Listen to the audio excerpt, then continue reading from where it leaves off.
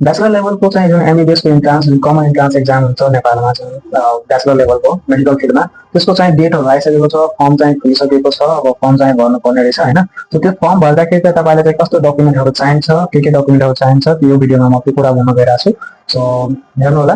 फर्स्टमा चाहिँ तपाईँलाई चाहिने भनेको के कुराहरू चाहिन्छ होइन। पहिलो कुरा चाहिँ तपाईँले चाहिँ के गर्नुपर्छ, जब फर्म फिलअप गर्दाखेरि चाहिँ आफ्नै मोबाइल नम्बर दिनु होला सम्पर्क होइन। किनकि नोटिसहरू जुन हुन्छ, भाउचरको नोटिफिकेसन भयो अथवा चाहिँ तपाईँको जुन डकुमेन्ट कुनै फिलअप गर्दाखेरि त्यो डकुमेन्ट फिलअप गर्दाखेरि केही मिस्टेक भएको छ कि केही गर्नुपर्छ भने त्यो नोटिस चाहिँ कहाँ जान्छ त भन्दाखेरि तपाईँको मोबाइलमा जाने गर्छ होइन। त्यो भयो। र एउटा इमेल एड्रेस चाहिन्छ तपाईँलाई, गुगलको त्यो इमेल एड्रेस चाहियो। यो दुईवटा कुरा त भयो। अब चाहिँ कुन डकुमेन्ट चाहिन्छ, डकुमेन्टमा तपाईँलाई फर्स्टमा चाहिने भनेको चाहिँ के छ त भन्दाखेरि नागरिकताको फोटोकपी चाहिन्छ। सरी, नागरिकताको चाहिँ फोटो चाहिन्छ अगाडि र पछाडिको।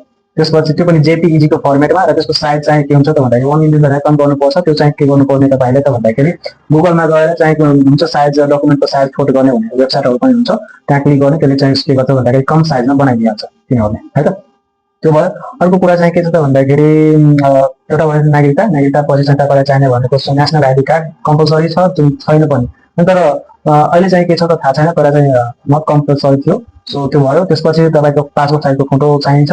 र एकाडेमिक सर्टिफिकेटको कुरा गर्दाखेरि तपाईँलाई चाहिने भनेको चाहिँ एसएलसीको सर्टिफिकेट चाहियो, एसएलसीको मार्कसिट हुन्छ त्यो चाहियो। त्यसपछि +2को जुन मार्कसिटहरू छ त्यो चाहियो, त्यसको पनि फोटोकपी सबै चाहिँ तपाईँले चाहिने भनेको जेपीईजीमा स्क्यान गरेर चाहिँ जेपीईजीमा चाहिँ निकाल्नु होला। स्क्यान गर्नको लागि चाहिँ तपाईँले चाहिँ क्याम स्क्यानर चाहिँ युज गर्न सक्नुहुन्छ। र त्यसरी गुगलबाट त्यसको साइजहरू फोटो निकालेर जेपीईजीमा त्यसको साइज चाहिँ घटाउन सकिन्छ। र इक्विभ्यालेन्ट गरेको जुन पद्धतिहरू छ, जस्तै कि डिप्लोमाबाट आएको छ, त्यसलाई चाहिँ के चाहिन्छ त भन्दाखेरि तपाईँलाई त्यसमा चाहिँ 3टा कुरा चाहिन्छ होइन। इक्विभ्यालेन्ट गर्नुहुन्छ भने इक्विभ्यालेन्टको जुन मार्कसिट दिएको हुन्छ त्यो मार्कसिट चाहियो। त्यसपछि तपाईँले चाहिने भनेको त्यही भित्र के छ त भन्दाखेरि उसको के अरे डिप्लोमा लेभलको जुन मार्कसिट छ त्यसको पनि सेम एउटै पेपरमा तपाईँले 3टा पेपर चाहिँ एड गर्नुपर्ने हुन्छ।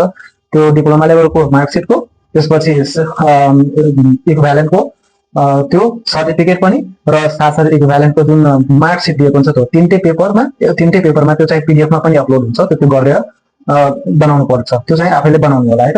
अथवा चाहिँ पीडीएफ बनाउन सकिन्छ के अरे डकुमेन्टहरू युज गरेर, अथवा चाहिँ क्याम स्क्यानरले नै बनाइदिन्छ। त्यो पीडीएफमा चाहिन्छ त्यो गर्ने। ठिक छ। अर्को कुरा चाहिँ तपाईँलाई चाहिने भनेको चाहिँ काउन्सिलको जुन हुन्छ नि, अब जसले डिप्लोमा गरेको छ त्यसलाई चाहिँ लाइसेन्स चाहिन्छ, त्यो लाइसेन्सको पनि फोटो चाहिन्छ अनि त्यो पनि चाहियो।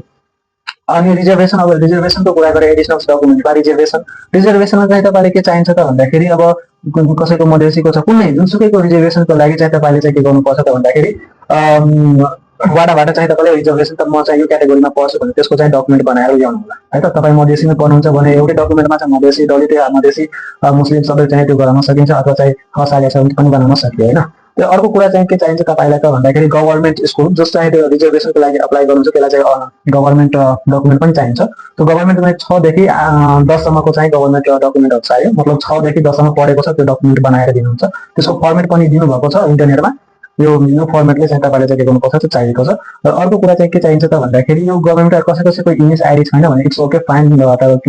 धेरै पुरानो हुन्छ भने इङ्ग्लिस आइडी हुँदैन होला। सो त्यसले फरक पर्दैन। लास्टमा चाहिँ तपाईँलाई चाहिन्छ भाउचरको फोटोकपी चाहिन्छ। यति हो तपाईँले चाहिने तपाईँलाई फर्म भर्दाखेरि चाहिने डकुमेन्टहरू है त।